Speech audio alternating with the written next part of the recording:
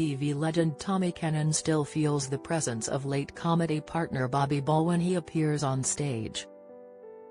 It's 4 years since Bobby died. At 86, Tommy is about to embark on a solo tour reminiscing about their career, which spanned half a century.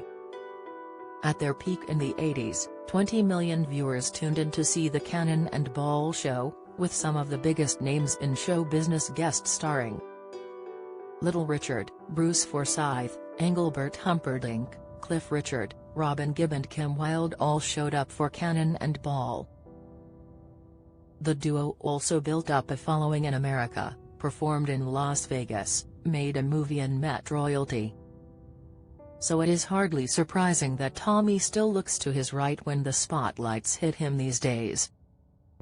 Speaking to the Mirror as he prepares for his UK tour, Tommy says of Bobby, "I do hear him still, his voice. I had a panto offer when Bob had passed away. I did not want to do it without him. But he accepted the part."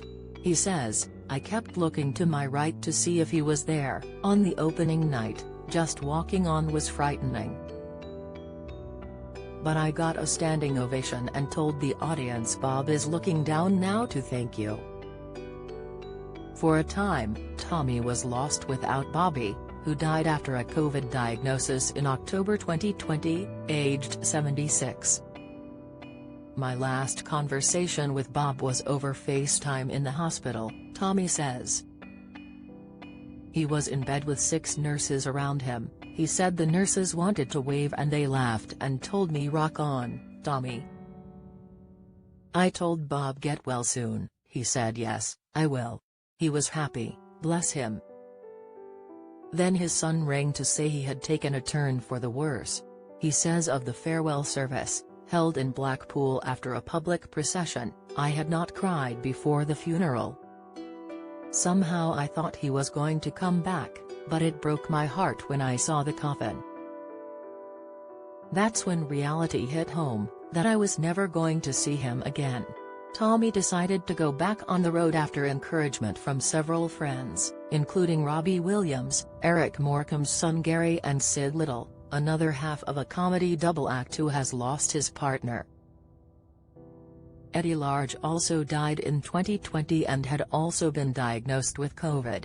Of his new show, Tommy says, "The audiences will know about The Fame, the TV series.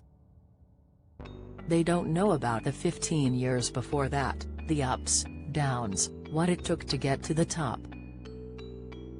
I have a life story before we ever appeared on television, and that is the good thing about it." Fans still ask whether they hit it off in real life, the result of a reported 3-year rift at ITV, where their series ran from 1979 to 1988. Fit great-granddad Tommy says, "A double act is like a marriage. Sometimes I would think to myself, I don't agree, but let it go. Yes, of course we would argue. You are bound to have disagreements.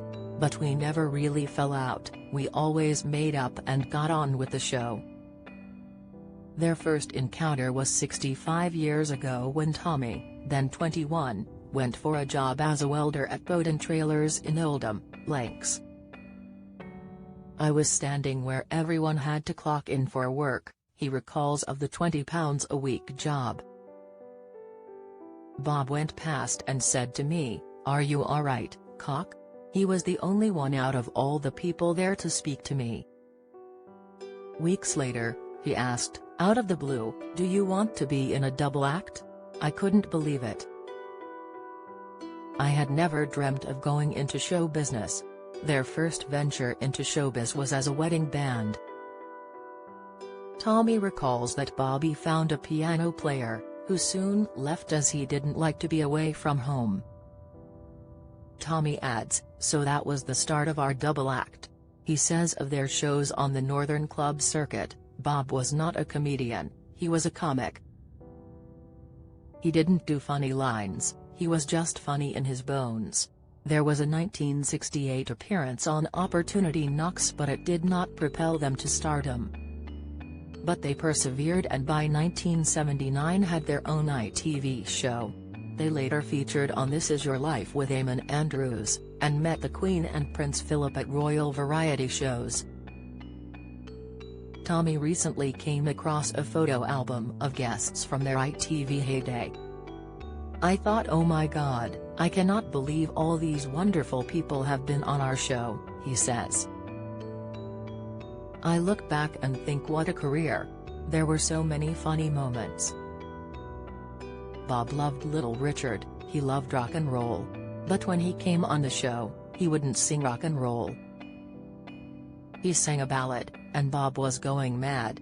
Jimmy Tarbuck came on and fluffed his lines, and I just fell about laughing.